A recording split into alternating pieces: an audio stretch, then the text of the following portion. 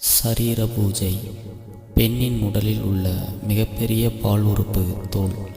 பெண்ணின் தோல் ஆணின் தோலை விட 6 மடங்கு மென்மையானது.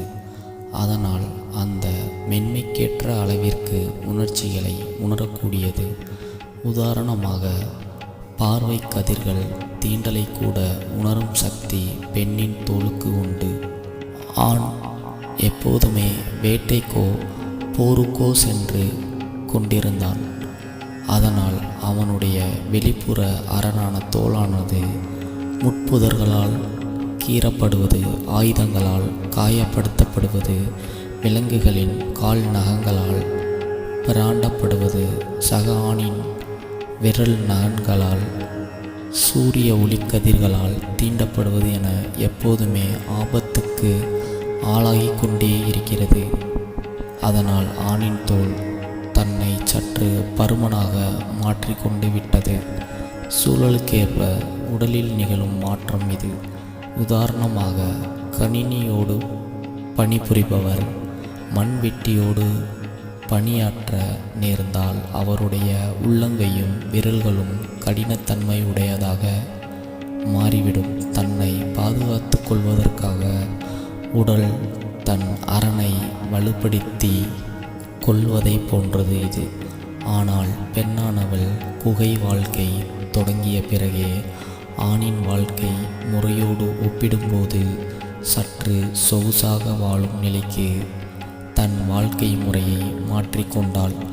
குகையை காத்தல், சுத்தப்படுத்துதல், குழந்தைகளை பெறுதல், ஆளாக்குதல், அருகில் உள்ள இலை தலைகளையும் பழங்களையும் பறித்து வருதல், ஆண் கொண்டு வருகின்ற வேட்டை பொருளை உண்ணும் நிலைக்கு மாற்றுதல், ஆணின் காயங்களுக்கு பச்சிலை சாறு பூசுதல், பாலின்பத்தை வழங்குதல் என்பதாகத்தான் பெண்ணின் வாழ்க்கை முறை இருந்திருக்கிறது.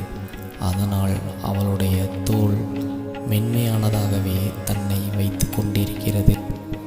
உதாரணமாக, யாராவது தன்னை உற்று பார்க்கப்படுவதை ஒரு ஆண் மகனால் உணர முடியாது. ஆனால் எப்படிப்பட்ட சூழ்நிலையிலும் பிறரால் தான் பார்க்கப்படுவதை ஒரு பெண்ணால் உணர முடியும். அதாவது முதுகின் மையத்தை அல்லது கழுத்தின் பின்புறத்தை அல்லது பிட்டத்தை என் பின்புறத்திலிருந்து யாராவது பார்த்தால் கூட அதை கண்டுபிடித்து விட பெண்ணால் முடியும். ஏதோதொரு தாக்குதலுக்கு ஆளானதை போல் திடீரென திரும்பி தன்னை பார்க்கிற நபரை பெண் பார்த்து விடுவாள்.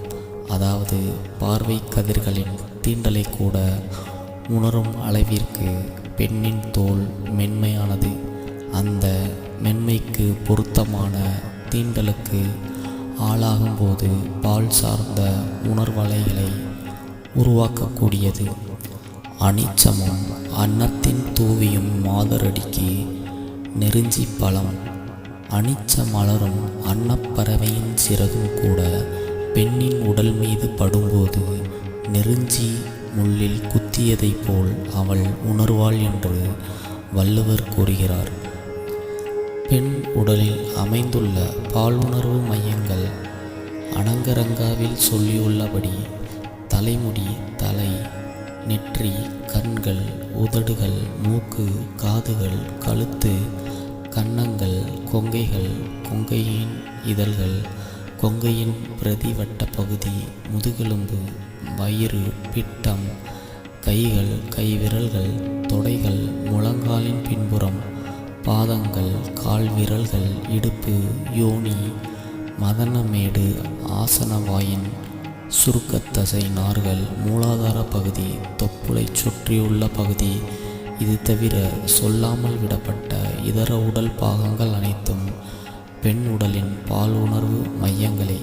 வயிற்றுப்பகுதியில் தொப்புளை சுற்றியுள்ள பகுதி முழுவதுமே பால் உணர்வு மையங்கள். பெண்ணின் பால் உணர்வு தூண்டக்கூடிய வேதிப்பொருளை சுரக்கக்கூடிய சினைப்பை, கருப்பை, சிறுநீர்ப்பை என அனைத்து உறுப்புகளும் தொப்புளை சுற்றிதான் இருக்கின்றன.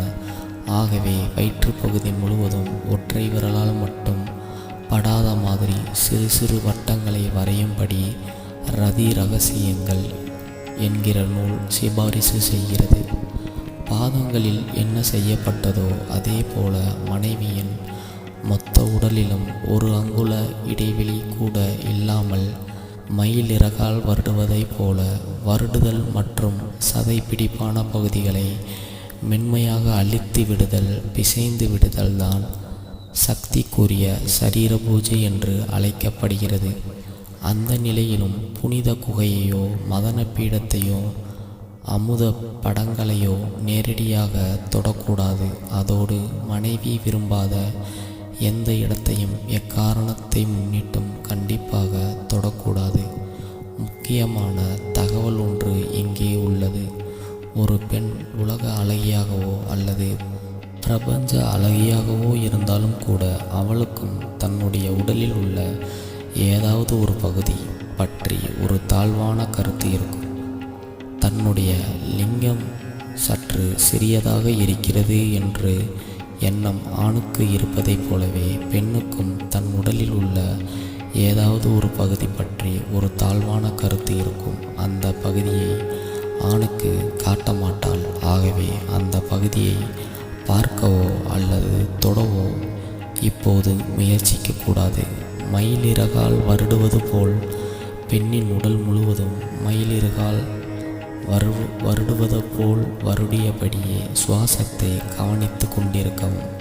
சுவாசத்தின் வேகம் அதிகரித்து தொடங்கியதும் சதைப்பிடிப்பான கொண்டைக்கால், உட்புறத் துடைகள், இடுப்பு, பிட்டம், முதுகு, கழுத்து, கைகள் போன்ற பகுதிகளை மென்மையாகவும் மிருதுவாகவும் பிசைந்துவிடத் தொடங்கவும். சதைப்பிடிப்பான பகுதிகள் அனைத்தும் கட்டுக்குள் நிறைந்த பகுதிகள். ஆகவே அவற்றை தளர்த்தி விடும் பொருட்டு அந்த பகுதியில் உள்ள தசைகளை பிசைந்து விட வேண்டும். மேலும் அந்த பகுதிகளை பிசைந்து விடும்போது அங்கே இரத்த ஓட்டத்தின் வேகம் அதிகரிக்கும். இரத்த ஓட்டம் அதிகரிக்கும் போது உடலில் எந்த பகுதியில் கூடுதலான பணி நடைபெற்று கொண்டிருக்கிறதோ அந்த பகுதிக்குத்தான் அதிகமான இரத்த ஓட்டம் இதயம் அனுப்பும். இப்போது பால் மண்டலத்தில் தான் பணி நடைபெற்று கொண்டிருக்கிறது. அதனால் புனித பகுதியை நோக்கி இரத்தம் வரத் தொடங்குகிறது. அவ்வாறு கூடுதலான இரத்தம் வருவதால் மதன மேடும் புனித பகுதியும் சற்றே வீக்கமடைந்தது போல் உருமாறுகிறது. மதன பீடத்தில் உள்ள 8000 நரம்புகளிலும் இரத்தம் பாயத் தொடங்கிவிட்டதால் மதன பீடம் கொஞ்சம் கொஞ்சமாக உயிர்த்தெழத் தொடங்கி உதடுகளை தள்ளிக்கொண்டு வெளிவரத் தொடங்குகிறது. இவ்வாறு மதன பீடம் உயிர்த்தெழ துவங்கும்போது பால் மண்டலத்தைச் சேர்ந்த பல உறுப்புகளில் உணரத்தக்க அளவிலான மாற்றங்கள் ஏற்படுகின்றன. கொங்கைகள் சற்றே பெரிதாகின்றன. கொங்கைகளின் இதழ்கள் விரைப்படைகின்றன. புனித குகைக்குள் இன்பத்தேன் சுருக்க குகையின் நுழைவாயில் பெரிதாகிறது. யோனியின் வெளி உதடுகள் விரிகின்றன. அவ்வாறு நிகழும் போது ஆணின் கைகளை எடுத்து தன் முக்கியமான இடங்களில் மீது வைப்பது அல்லது தன்னை அறியாமல் முக்குதல், முணங்குதல், நெளிதல், வேகமாக மூச்சு வாங்குதல், ஆண் உடலை தீண்டுதல், ஆணை தன் மீது இழுத்து போட்டு கொள்ளுதல், இழுத்து பிடித்து முத்தம் தருதல் என தன்னை மறைந்த நிலைக்குள் மனைவி செல்கிறாள். ஆணின் அரங்கத்திற்குள் பந்து வந்து விட்டதற்கான அறிகுறிகள் இவை. இதற்கு பின்னால் தான் புனித பகுதியை நோக்கி ஆணின் கவனம் திரும்ப வேண்டும். இதற்கு பெயர்தான் சக்திக்குரிய சரீர பூஜை. இதற்கான சூத்திரம்: மொழியின் ஒவ்வொரு எழுத்தும் தெரிந்தால்தான் இலக்கணம் கற்க முடியும். அதேபோல் பெண் உடலின் ஒவ்வொரு சதுர அங்குலத்தையும் தீண்டினால் மட்டுமே இன்பத்தை நிகழ்த்த முடியும்.